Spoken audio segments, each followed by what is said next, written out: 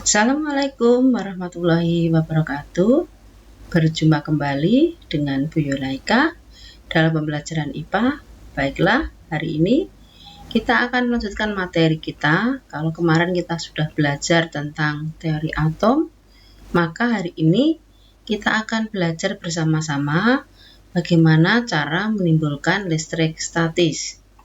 Kemarin kalian sudah mempelajari bahwa atom itu merupakan bagian terkecil dari benda yang tersusun atas 3 partikel, yaitu proton, neutron, dan elektron. Proton dan neutron terletak di inti atom, sedangkan elektron terletak di kulit atom yang mengelilingi inti atom. Kemudian kalian juga ingat bahwa kemarin atom dibagi menjadi 3. Yang pertama adalah atom netral, yaitu jika jumlah proton sama dengan jumlah elektron. Kemudian atom positif, yaitu jika jumlah proton lebih besar daripada jumlah elektron. Dan yang ketiga adalah atom negatif, yaitu jika jumlah elektron lebih besar daripada jumlah proton. Dan kalian perlu ingat bahwa kemarin muatan ada 2, yaitu muatan positif dan muatan negatif. Baiklah anak-anakku, hari ini kita akan mencoba mempelajari bagaimana cara menimbulkan listrik statis pada benda. Untuk mendapatkan listrik statis atau mendapatkan muatan listrik pada benda, bisa kita lakukan dengan cara menggosok benda tertentu dengan benda tertentu pula. Di sini kalian perhatikan, ini adalah penggaris plastik atau benda yang terbuat dari plastik, misalkan bisa sisir, bisa penggaris plastik, masih bersifat netral karena terlihat di sini jumlah proton sama dengan jumlah elektron. Kemudian di sini juga ada kain wool, ini juga masih bersifat netral karena jumlah proton sama dengan jumlah elektron. Kemudian dua benda netral ini, yaitu penggaris plastik dengan kain wool, akan kita coba untuk menggosoknya. Kalian bisa perhatikan di sini di animasi. Nah, setelah digosok, kain wool menggosok penggaris, ternyata penggaris ini menjadi bermuatan negatif, sedangkan kain wool bermuatan positif. Nah, ini bisa terjadi karena pada saat proses penggosokan maka akan timbul panas sehingga ada sebagian elektron dari kain wool yang berpindah ke penggaris.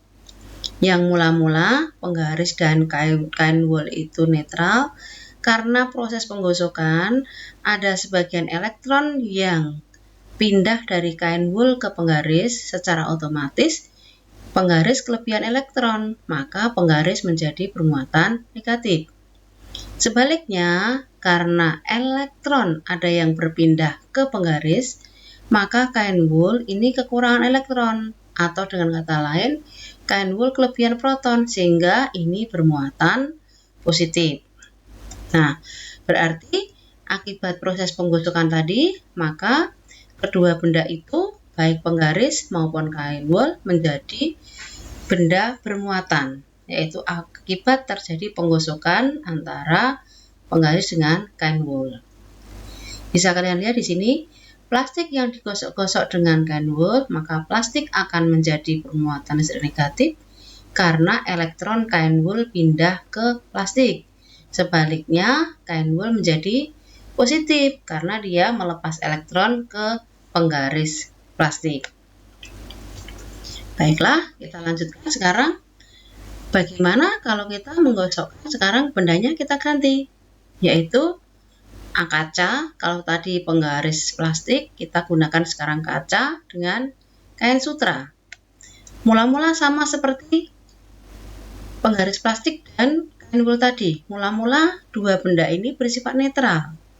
Berarti jumlah proton dengan elektron sama, baik itu kaca maupun kain sutra.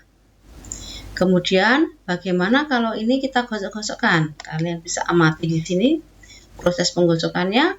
Setelah digosok, kalian lihat di sini, ternyata kaca menjadi bermuatan positif, sedangkan kain sutra menjadi bermuatan negatif. Kaca menjadi positif karena sebagian elektron dari kaca itu berpindah ke kain sutra. Sebaliknya, sutra mendapat tambahan elektron dari kaca, sehingga kaca menjadi bermuatan positif, sutra menjadi bermuatan negatif. Bisa kalian lihat kesimpulannya bahwa kaca yang digosok-gosok dengan kain sutra, maka kaca akan menjadi bermuatan listrik positif karena elektron kaca pindah ke kain sutra. Perlu kalian ingat dua percobaan tadi, kalau penggaris plastik itu digosok dengan kain wool, sedangkan kaca harus digosok dengan kain sutra, tidak boleh terbalik. Nah, sekarang dari dua percobaan tadi, maka tadi kita mendapatkan setelah digosok, penggaris tadi bermuatan negatif, kemudian kain wool bermuatan positif, kemudian kaca bermuatan positif, sutra bermuatan negatif. Sekarang, bagaimana interaksi antara muatan listrik? Kalian masih ingat, kemarin muatan listrik itu ada dua, yaitu muatan positif, yaitu pembawanya adalah proton, dan muatan negatif, pembawanya adalah elektron. Nah, sekarang interaksi antara muatan listrik. Kalian bisa perhatikan di sini. Kalau kaca dengan kaca didekatkan, tadi setelah digosok kacanya kan jadi positif. Didekatkan dengan kaca juga sama-sama positif, maka yang terjadi adalah terjadi tolakan atau tolak menolak, karena positif dengan positif maka muatannya sama atau sejenis. Nah, kita lihat kesimpulannya di sini. Muatan sejenis bila didekatkan akan terjadi saling tolak menolak. Sejenis itu tidak hanya positif-positif. Tadi kain wool kalau didekat kain wool tadi muatannya positif. Kalau dekat dengan kain wool juga akan terjadi tolak menolak. Kemudian kita lihat berikutnya bagaimana kalau kita mendekatkan antara plastik dengan kaca. Plastik tadi muatannya negatif, kaca muatannya positif. Kita lihat bagaimana kalau kita dekatkan, maka yang terjadi adalah terjadi tarik-menarik. Jadi plastik bermuatan negatif, kaca bermuatan positif. Kalau didekatkan berarti terjadi tarik-menarik. Dari percobaan ini maka bisa disimpulkan bahwa muatan tidak sejenis bila didekatkan akan terjadi saling tarik-menarik. Tadi di percobaan tadi kalian masih ingat ada plastik dipasangkan dengan wool, kemudian kaca dipasangkan dengan kain sutra. Nah, selain antara plastik dengan kaca, bisa juga kalian mendekatkan antara kain wool tadi bermuatan positif dengan sutra bermuatan negatif. Jika didekatkan juga akan terjadi tarik-menarik.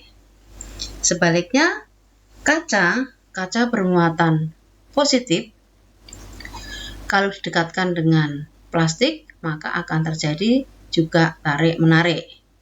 Dari dua percobaan ini kalian perlu ingat bahwa jika dua muatan yang sejenis didekatkan maka akan terjadi tolak menolak. Sebaliknya, jika muatan didekatkan tapi tidak sejenis, satu positif, satu negatif, maka terjadi tarik-menarik. Nah, untuk materi kali ini Bu Guru cukupkan. Nanti kalian pelajari lagi di buku paket maupun buku LKS tentang bagaimana cara menimbulkan listrik statis. Bu Guru perlu ingatkan bahwa untuk menimbulkan listrik statis, kita bisa melakukan dengan cara menggosok benda tertentu dengan benda tertentu pula. Tadi di percobaan tadi, yaitu menggosokkan penggaris plastik dengan kain wool. Nanti setelah digosok, penggarisnya jadi bermuatan negatif, kain woolnya bermuatan positif. Kenapa penggaris plastik bermuatan negatif? Karena mendapat tambahan elektron dari wool. Nah, kemudian kenapa kain wool jadi positif? Karena elektron dari kain wool pindah ke penggaris. Sebaliknya, yang percobaan kedua adalah menggosokkan kaca digosok dengan kain sutra. Setelah digosok ternyata elektron dari kaca pindah ke kain sutra, sehingga kacanya bermuatan positif, sutranya bermuatan negatif. Dan anak-anakku perlu ingat bahwa yang bisa bergerak, bisa berpindah dari atom satu ke atom yang lain adalah elektron. Proton tidak bisa berpindah karena kemarin dijelaskan Bu Guru bahwa proton itu terletak di inti atom, sehingga yang memungkinkan perpindahan adalah elektron. Dan kalian juga perlu ingat bahwa muatan ada dua, satu muatan positif dan dua muatan negatif. Jika dua buah muatan sejenis didekatkan, akan terjadi tolak menolak. Dan jika dua buah muatan tidak sejenis didekatkan, akan terjadi tarik menarik. Baiklah anak-anakku, untuk tugas buat kalian yang pertama, catat materi di video dalam buku kalian. Kemudian yang kedua, pelajari materi di buku paket dan buku LKS. Semoga kalian diberi kemudahan untuk belajar. Bu Guru akhiri, sampai ketemu lagi. Assalamualaikum warahmatullahi wabarakatuh.